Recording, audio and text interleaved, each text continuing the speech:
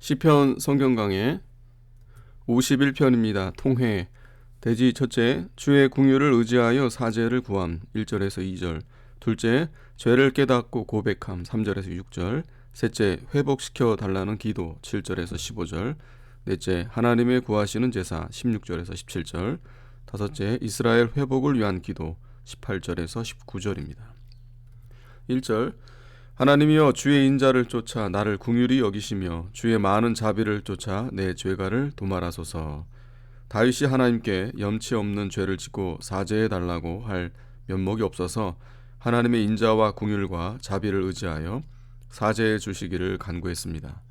인자 자비는 사랑을 가리키고 긍휼은 불쌍히 여기는 것을 가리킵니다. 하나님의 사랑과 긍휼이 아니면 자신이 사죄받을 길이 없는 것을 깨닫고 다윗이 이렇게 기도한 것입니다.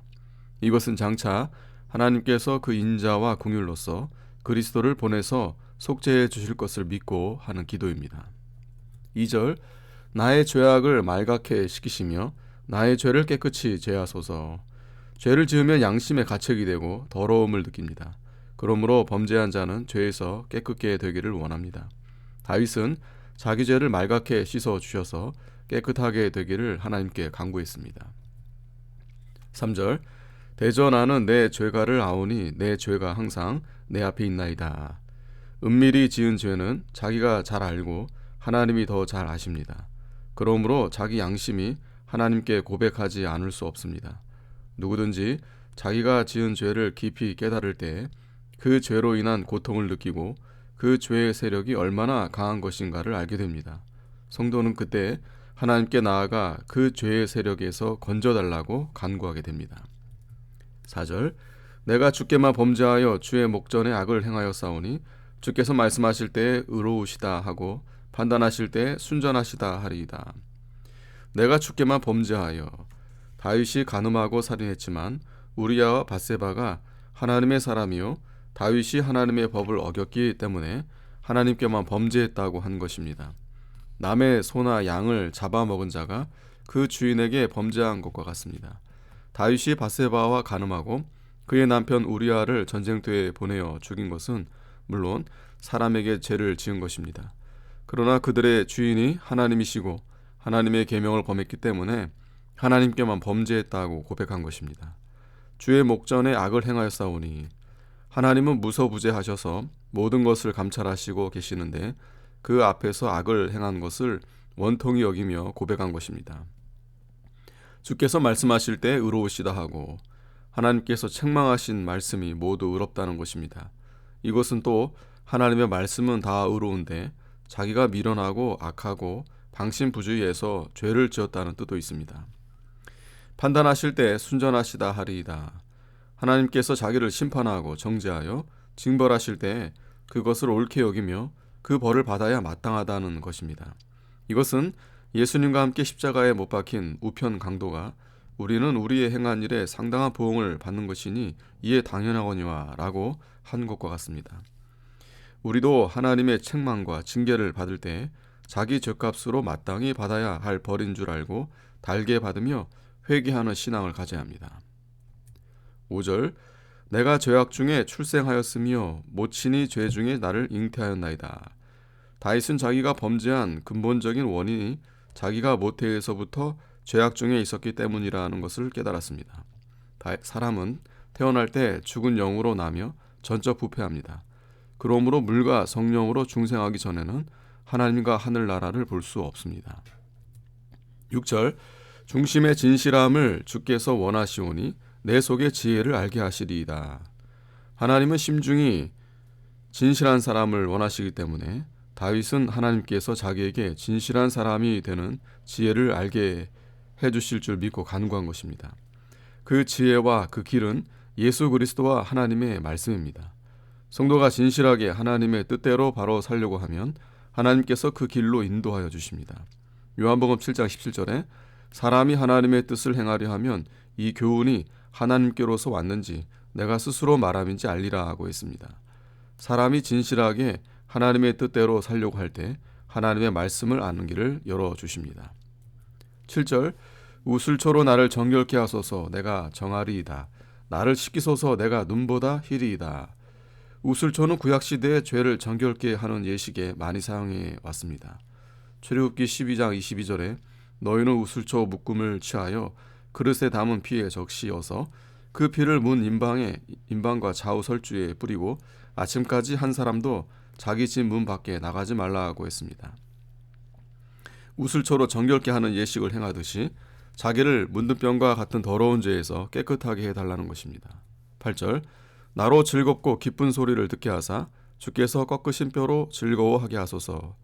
다윗이 회개치 않을 때에는 영적 즐거움과 기쁜 소리가 없어졌고 징계를 받아 뼈가 꺾인 것처럼 고통을 당하며 절름발이나 안진뱅이처럼 다름박질을 하지 못했습니다.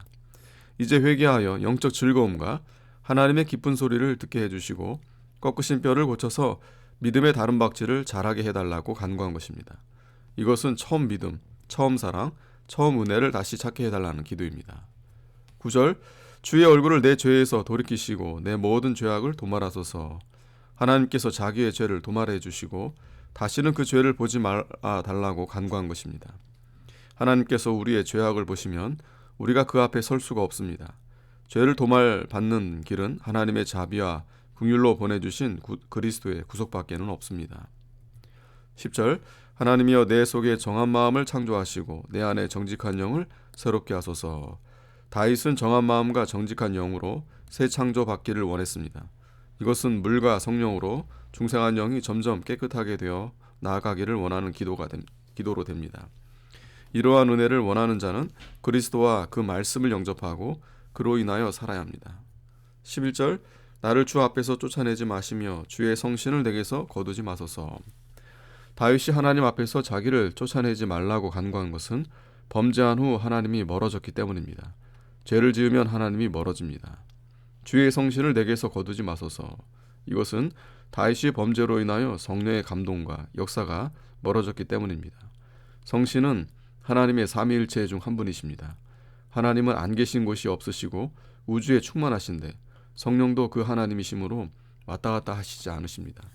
그러므로 여기 성령을 거두어 가지 말아 달라는 말은 성령의 감동과 역사와 인도를 거두어 가시지 말아 달라는 것입니다. 12절 주의 구원의 즐거움을 내게 회복시키시고 자원하는 심령을 주사 나를 붙드소서. 다윗이 죄를 범했기 때문에 구원의 즐거움을 다 잃어버렸습니다. 그러므로 이제 그 구원의 즐거움을 다시 회복하기를 갈망하며 간구합니다. 구원의 즐거움이 있는 때가 산신앙을 가진 때입니다. 자원하는 심령을 주사 나를 붙드소서. 성도가 영으로 살 때 주님을 갈망하며 주님의 모든 일을 자원하여 기쁘고 즐거움으로 합니다. 하나님은 성도가 자원하여 바치는 모든 것을 기쁘게 받으십니다. 13절 그리하면 내가 범죄자에게 주의 도를 가르치리니 죄인들이 주께 돌아오리이다. 하나님께서 구원의 즐거움을 다시 주신다면 다윗은 범죄자에게 나아가 주의 도를 전하기로 작정하고 간구했습니다. 하나님께서 사죄의 은총과 구원의 즐거움을 주신다면 그 체험한 진리를 자기처럼 죄 가운데 있는 자들에게 전하겠고 그때 많은 죄인이 주께로 돌아올 것을 믿고 간구한 것입니다. 이것은 다윗이 하나님께 하는 일종의 서원입니다. 하나님은 그 목적을 위하여 반드시 은혜를 주실 것입니다. 은혜 받은 자는 그 은혜 주신 목적을 달성해야 합니다. 14절 하나님이여 나의 구원의 하나님이여 피 흘린 죄에서 나를 건지소서. 내 혀가 주의 의를 높이 노래하리이다. 주여 내 입술을 열어 주소서. 내 입이 주를 찬송하여 전파하리이다.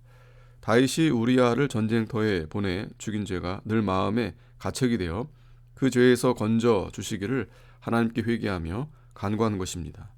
또 하나님께서 그 죄를 사해 주시면 하나님의 구속의 의를 높이 노래하며 그 구속의 복음을 만방에 전하겠다고 서원한 것입니다.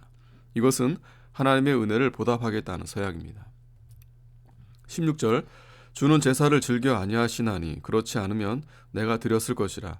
주는 번제를 기뻐 아니하시나이다. 하나님의 구하시는 제사는 상한 심령이라. 하나님이여 상하고 통회하는 마음을 주께서 멸시치 아니하시리이다. 하나님은 의식적으로 제사 드리는 것을 기뻐하지 않으십니다. 하나님은 외모를 보지 않으시고 중심을 보시고 믿음을 보시기 때문입니다. 하나님이 기뻐하는 제사는 상한 심령이요 신령과 진정으로 드리는 예배입니다. 통회하여 상한 심령을 가지고 그리스도를 영접하여 그 생명과 연합되고 그 말씀으로 생명을 삼는 것은 하나님이 가장 기뻐하는 제사입니다. 상한 심령은 하나님 앞에 자기를 전적으로 부인하고 자기 죄를 애통하는 심령을 가리킵니다. 자기가 다 깨어져서 자기라는 것이 전부 없어지고 아무것도 의지할 데가 없어서 빈손 들고 하나님께로 나오는 자는 하나님이 반드시 구원의 길로 인도해 주십니다. 통회하는 마음을 주께서 멸시치 아니하시리이다. 이사야 57장 15절에 지존무상하며 영원히 거하며 거룩하다 이름하는 자가 이같이 말씀하시되 내가 높고 거룩한 곳에 거하며 또한 통회하고 마음이 겸손한 자와 함께 거하나니 이는 겸손한 자의 영을 소송케 하며 통회하는 자의 마음을 소송케 하려 함이라고 했습니다.